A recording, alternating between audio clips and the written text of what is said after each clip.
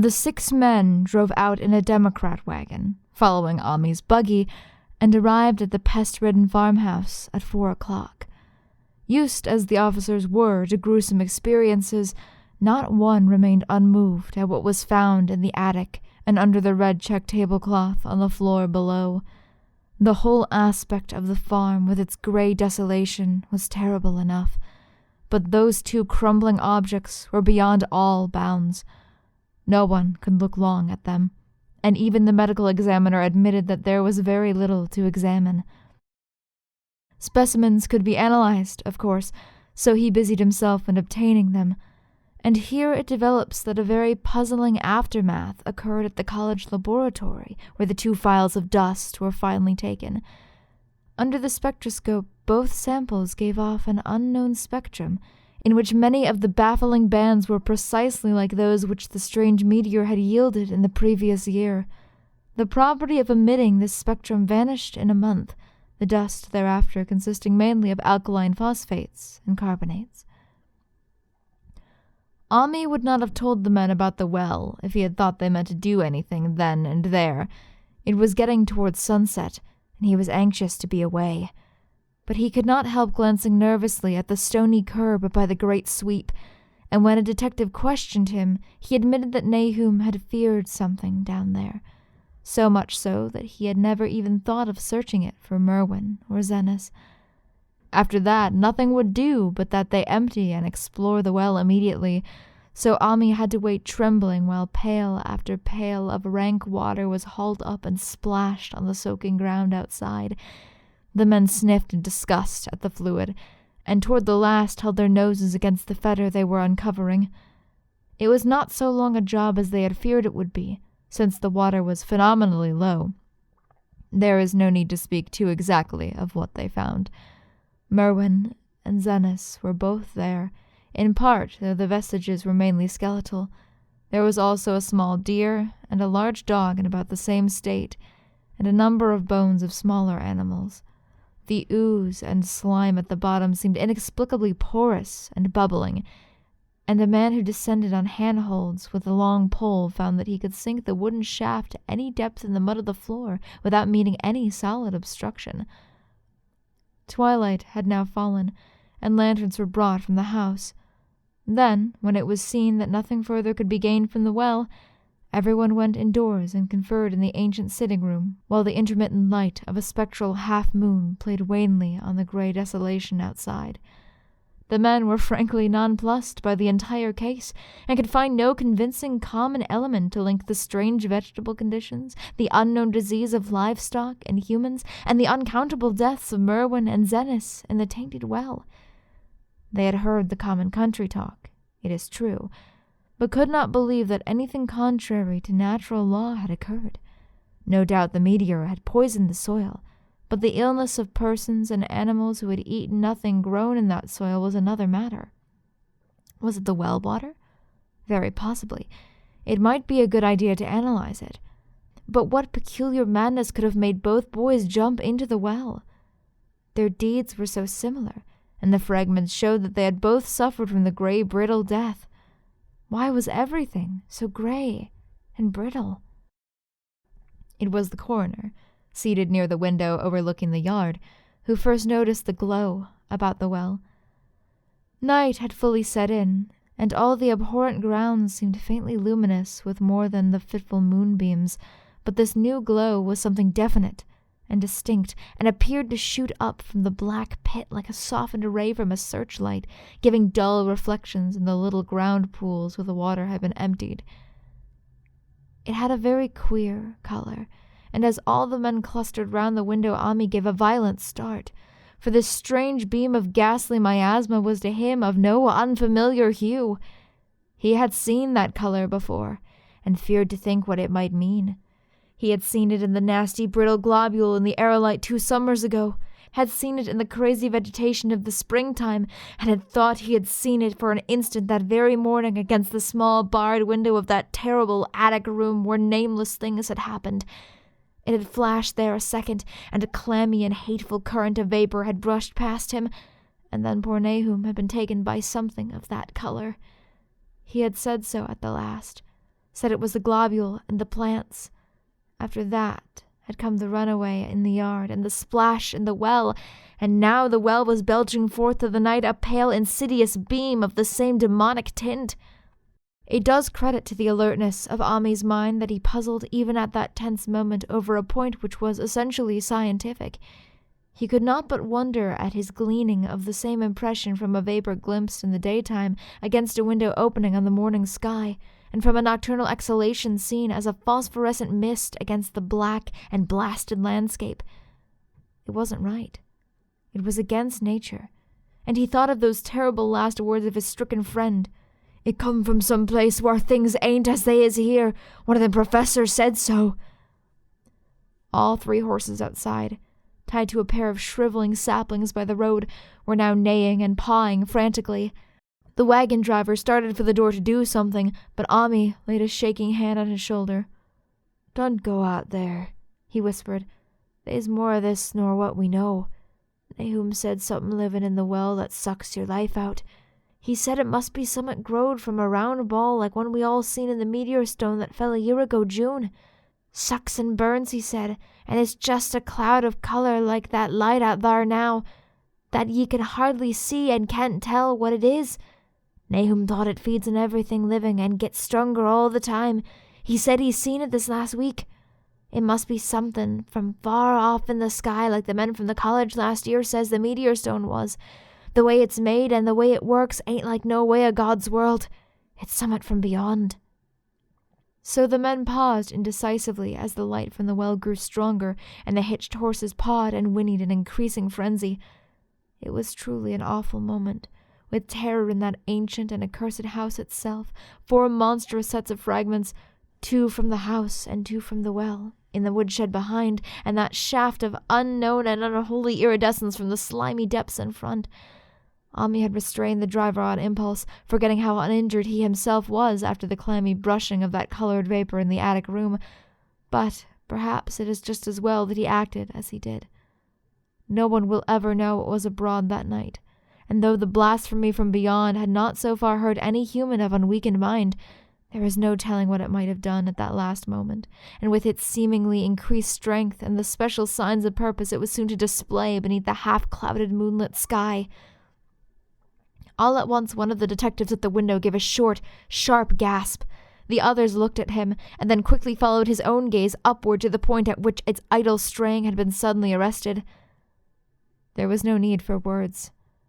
What had been disputed in country gossip was disputable no longer, and it is because of the thing which every man of that party agreed in whispering later on that the strange days are never talked about in Arkham. It is necessary to premise that there was no wind at that hour of the evening. One did arise not long afterward, but there was absolutely none then. Even the dry tips of the lingering hedge mustard, grey and blighted, and the fringe on the roof of the standing Democrat wagon were unstirred. And yet amid that tense, godless calm, the high, bare boughs of all the trees in the yard were moving.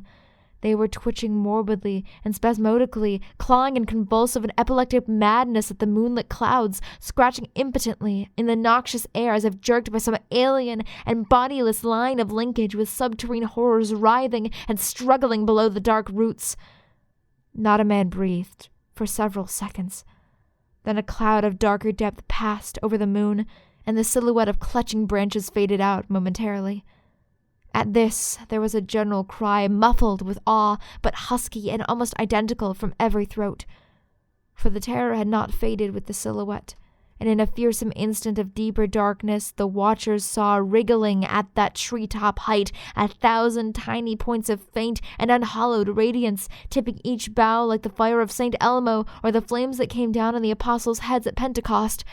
It was a monstrous constellation of unnatural light, like a gutted swarm of corpse-fed fireflies dancing hellish sarabands over an accursed marsh, and its color was that same nameless intrusion which Ami had come to recognize and dread. All the while the shaft of phosphorescence from the well was getting brighter and brighter, bringing to the minds of the huddled men a sense of doom and abnormality which far outtraced any image their conscious minds could form. It was no longer shining out. It was pouring out, and as the shapeless stream of unplaceable color left the well, it seemed to flow directly into the sky. The veterinary shivered and walked to the front door to drop the heavy extra bar across it. Ami shook no less, and had to tug and point for lack of a controllable voice when he wished to draw notice to the glowing luminescence of the trees. The neighing and stamping of the horses had become utterly frightful, and not a soul of that group in the old house would have ventured forth for any earthly reward. With the moments that shining of the trees increased, while their restless branches seemed to strain more and more towards verticality, the wood of the well sweep was shining now, and presently a policeman dumbly pointed to some wooden sheds and beehives near the stone walls in the west. They were commencing to shine too, though the tethered vehicles of the visitors seemed so far unaffected.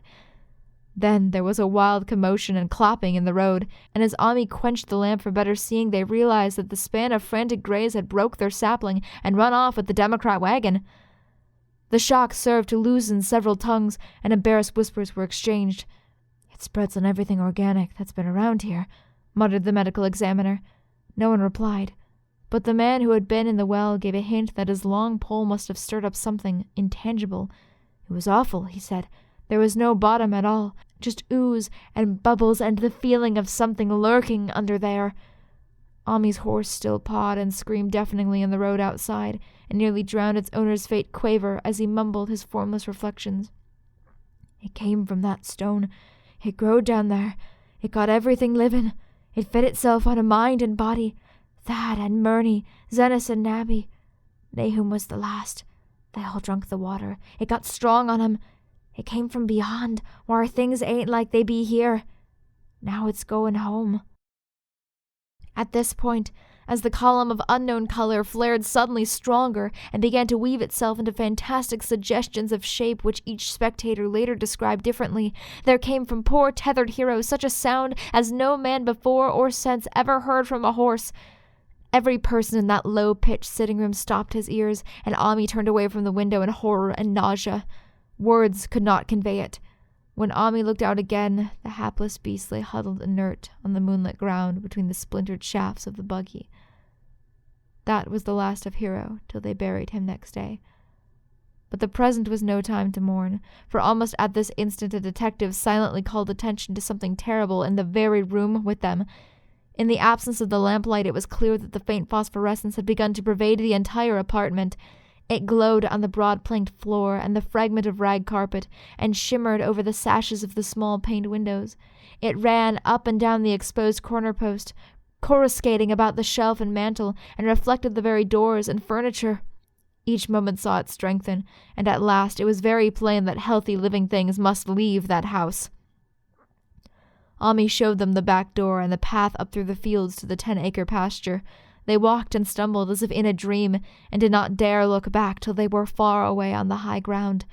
They were glad of the path, for they could not have gone the front way, by that well. It was bad enough passing the glowing barns and sheds, and those shining orchard trees with their gnarled, fiendish contours, but thank heaven the branches did their worst twisting high up. The moon went under some very black clouds as they crossed the rustic bridge over Chapman's Brook, and it was blind groping from there to the open meadows. When they looked back toward the valley and the distant Gardner place at the bottom, they saw a fearsome sight. All the farm was shining with the hideous, unknown blend of color, trees, buildings, and even such grass and herbage as had not been wholly changed to lethal gray brittleness. The boughs were all straining skyward, tipped with tongues of foul flame, and lambent tricklings of the same monstrous fire were creeping about the ridgepoles of the house, barn, and sheds. It was a scene from a vision of Fuseli, and over all the rest reigned that riot of luminous amorphousness, that alien and undimensioned rainbow of cryptic poison from the well, seething, feeling, lapping, reaching, scintillating, straining, and malignly bubbling in its cosmic and unrecognizable chromaticism. Then, without warning, the hideous thing shot vertically up toward the sky like a rocket or meteor, leaving behind no trail and disappearing through a round and curiously regular hole in the clouds before any man could gasp or cry out. No watcher can ever forget that sight. And Ami stared blankly at the stars of Cygnus, Deneb twinkling above the others, where the unknown color had melted into the Milky Way. But his gaze was the next moment called swiftly to earth by the crackling in the valley. It was just that. only a wooden rippling and crackling, and not an explosion as so many others of the party vowed. Yet the outcome was the same. For in one feverish, kaleidoscopic instance there burst up from that doomed and accursed farm a gleamingly eruptive cataclysm of unnatural sparks and substance, blurring the glance of the few who saw it, and sending forth to the zenith a bombarding cloudburst of such colored and fantastic fragments as our universe must needs disown. Through quickly reclosing vapors they followed the great morbidity that had vanished, and in another second they vanished too. Behind and below was only a darkness to which the men dared not return, and all about was a mounting wind which seemed to sweep down in black, frore gusts from interstellar space. It shrieked and howled, and lashed the fields and distorted woods in a mad cosmic frenzy, till soon the trembling party realized it would be no use waiting for the moon to show what was left down there at Nahum's. Too odd even to hint theories, the 7 shaking men trudged back towards Arkham by the north road. Ami was worse than his fellows, and begged them to see him inside his own kitchen, instead of keeping straight on to town. He did not wish to cross the nighted, wind-whipped woods alone to his home on the main road, for he had had an added shock that the others were spared, and was crushed forever with a brooding fear he dared not even mention for many years to come.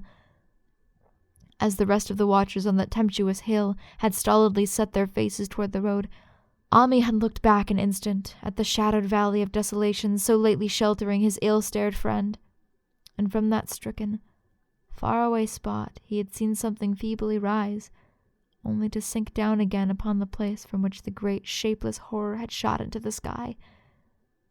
It was just a color, but not any color of our earth or heavens, and because Ami recognized that color, and knew that this last faint remnant must still lurk down there in the well, he has never been quite right since. Ami would never go near the place again.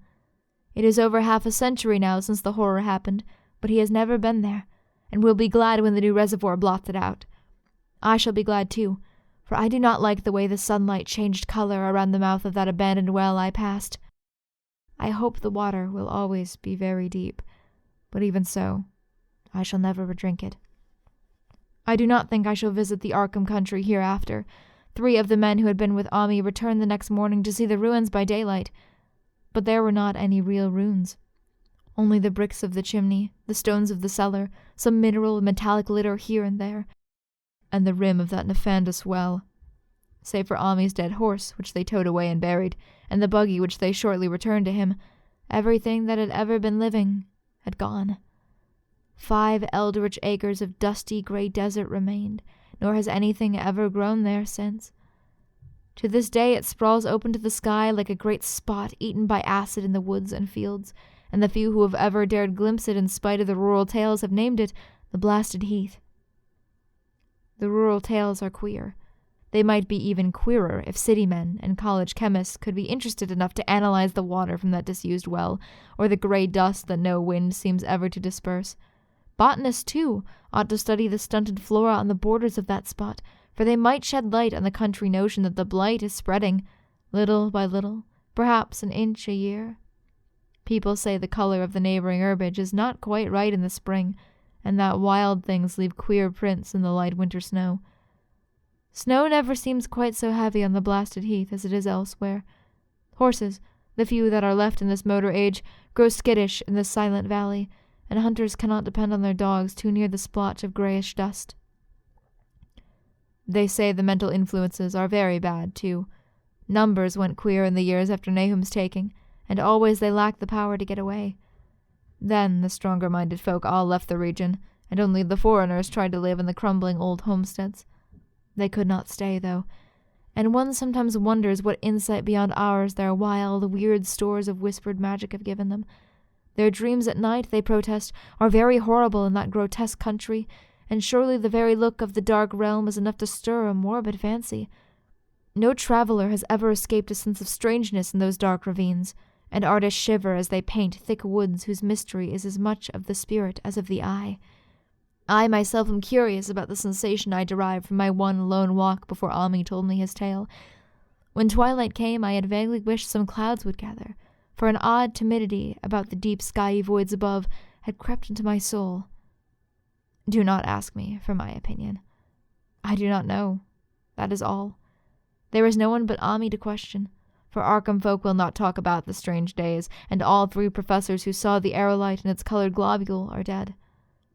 There were other globules. Depend upon that. One must have fed itself and escaped, but probably there was another, which was too late. No doubt it is still down the well. I know there was something wrong with the sunlight I saw above that miasmal brink. The rustics say the blight creeps an inch a year, so perhaps there is a kind of growth or nourishment, even now. But whatever demon hatchling is there, it must be tethered to something, or else it would spread quickly. Is it fastened to the roots of those trees that claw the air? One of the current Arkham tales is about fat oaks that shine and move as they ought not to do at night.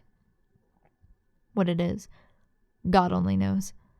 In terms of matter, I suppose the thing Ami described would be called a gas, but this gas obeyed laws that are not of our cosmos. This was no fruit of such worlds and suns as shine on the telescopes and photographic plates of our observatories. This was no breath from the skies whose motions and dimensions our astronomers measure or deem too vast to measure. It was just a color out of space, a frightful messenger from unformed realms of infinity beyond all nature as we know it, from realms whose mere existence stuns the brain and numbs us with the black extra-cosmic gulfs it throws open before our frenzied eyes. I doubt very much Ami consciously lied to me. And I do not think his tale was all a freak of madness, as the townsfolk had warned. Something terrible came to the hills and valleys on that meteor, and something terrible, though I know not in what proportion, still remains. I shall be glad to see the water come. Meanwhile, I hope nothing will happen to Ami. He saw so much of the thing, and its influence was so insidious. Why has he never been able to move away? How clearly he recalled those dying words of Nahum's. "Can't get away. Drowsy. You know summat's comin', but 'tain't no use." Ami is such a good old man. When the reservoir gang gets to work, I must write the chief engineer to keep a sharp watch on him. I would hate to think of him as the gray, twisted, brittle monstrosity that persists more and more in troubling my sleep.